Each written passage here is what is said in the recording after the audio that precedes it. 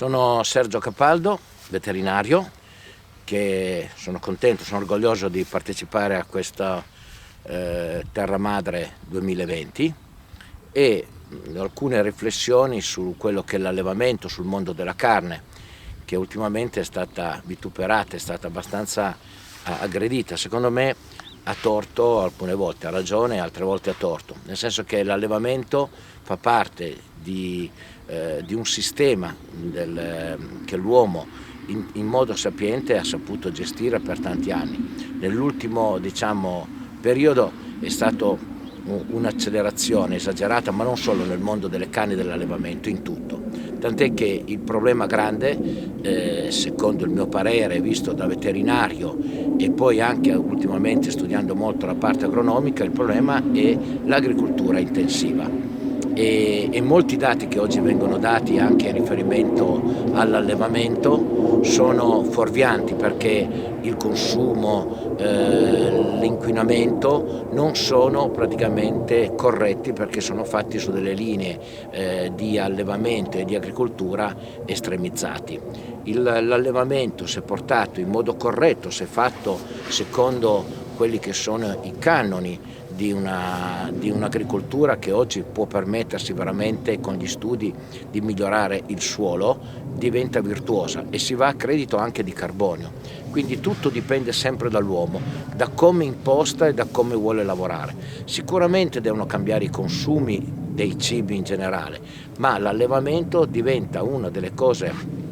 fondamentale per riappropriarci dei terreni, per dare un significato anche alla coltivazione, ma alla cura del suolo stesso, perché un allevamento intelligente oggi si preoccupa veramente della qualità, della biodiversità del suolo, ed è questo che abbiamo cercato anche con gli allevatori della Granda, di lavorare molto sul miglioramento della carne, partendo dal miglioramento del sottosuolo, da dove parte la vita. Quindi tutta questa microbiologia con l'agricoltura simbiotica abbiamo cercato proprio di dimostrare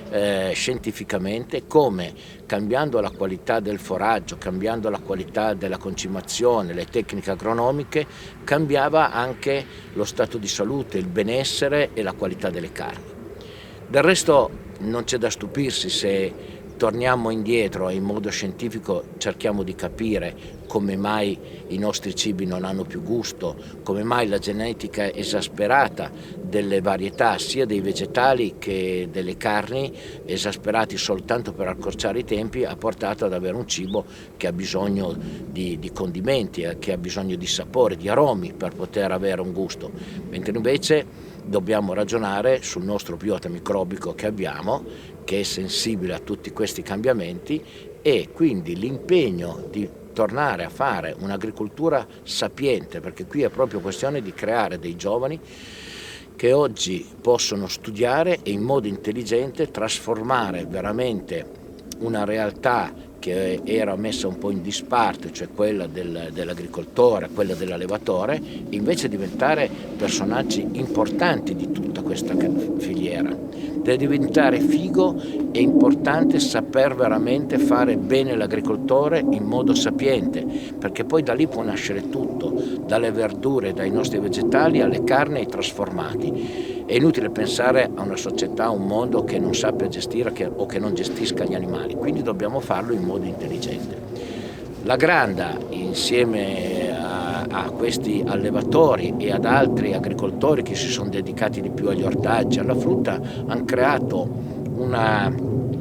rete che secondo me è intelligente, dove si sono condivisi le necessità, dove si è cercato di fare un discorso unico per avere un paniere completo di prodotti che va a caratterizzare i vari terroir. E i terroir sono anche fatti non solo dalla parte inorganica, ma dalla parte invece organica, cioè dalla microbiologia del suolo. Dobbiamo ridare vita alla terra proprio con quei microbi, con quei compost, con quei bioti microbici che fanno ripartire, che lavorano sulle radici delle piante e quindi danno vita tutto a un nuovo sistema di alimentazione e di impatto ambientale.